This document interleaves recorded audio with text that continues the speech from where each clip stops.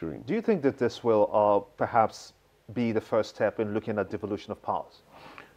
It will not only be the first step, it will be the first, in number 1, 2, 3, 4, 5. In 4 places, okay. Yes, that is before you talk of devolution of powers. Because first of all, I just said it, he who pays the piper dictates the tone. If I have control of my resources, I'll be able to use those resources in developing my state, and I won't be going to the center. What happens now? Every FAC meeting, the commissioners of finance go cap in hand to Abuja to go and collect money.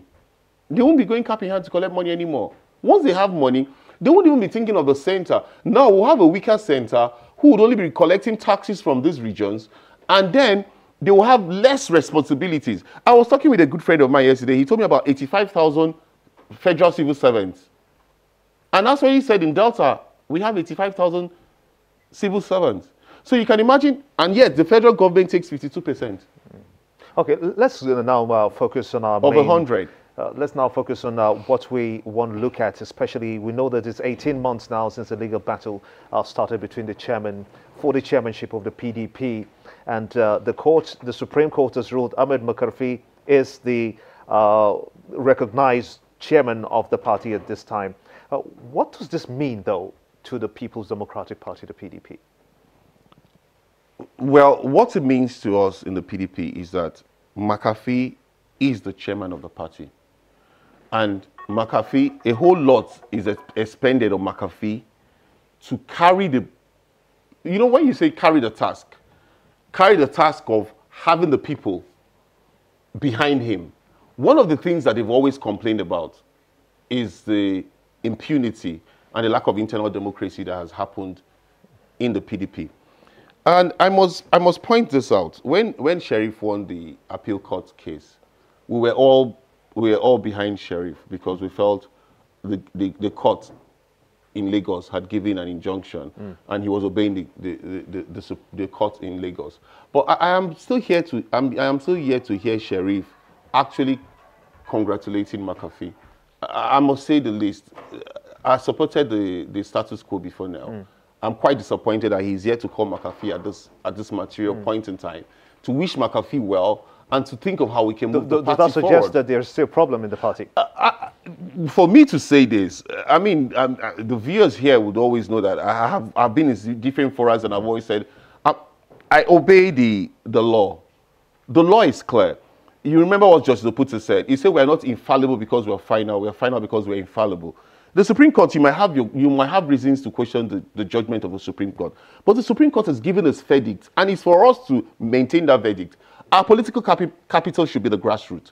That's what I believe. Anybody that does not have the grassroots as its political capital might want to go against the Supreme Court ruling, which is very unfair.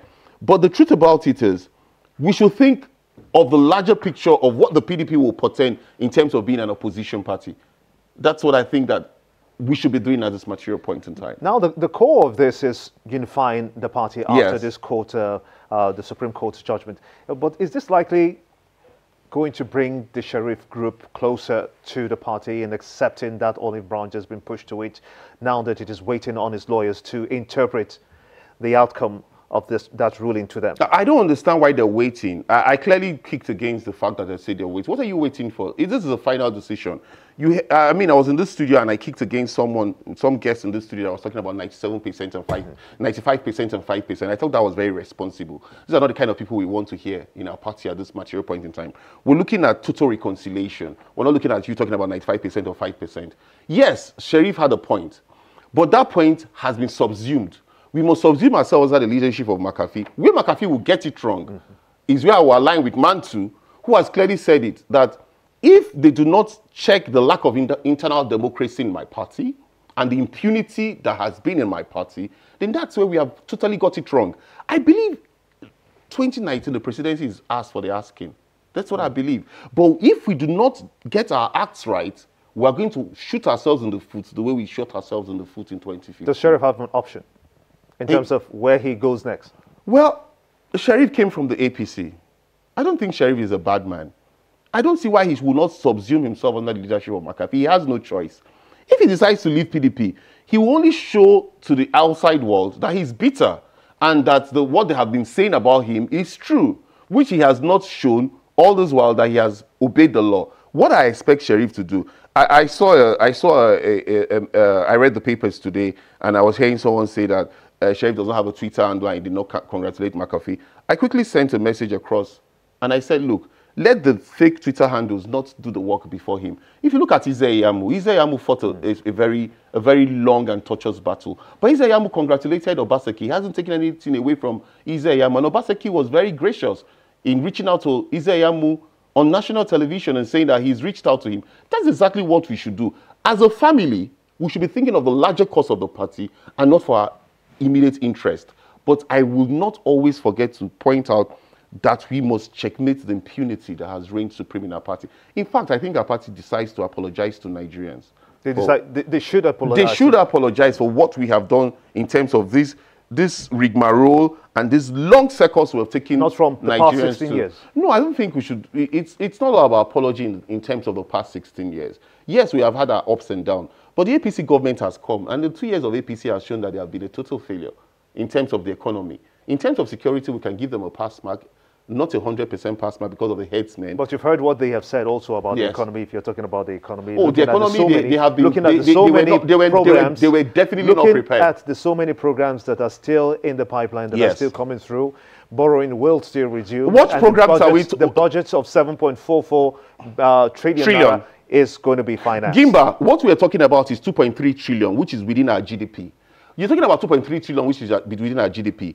But how do you talk about a party where Fashola is giving 10 billion for the Ibadan Lagos Expressway and he's owing 35 billion? How do you talk about a party that did not fund the second Niger Bridge, which was one of the campaign promises of Buhari?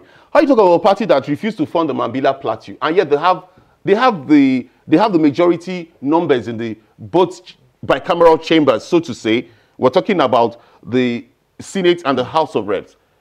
It's like they are already programmed to fail. Let me put you on pause. That's a good place to put it on pause. I've been speaking with Ken OKOLOGBO. He's a political analyst. We're looking at the very contentious issues in the PDP, especially now that the Supreme Court has ruled that MAKARFI remains the chairman of the party. You're watching State of the Nation. We'll go on a short break, and when we return, we'll also focus on the internal democracy question. Stay with us.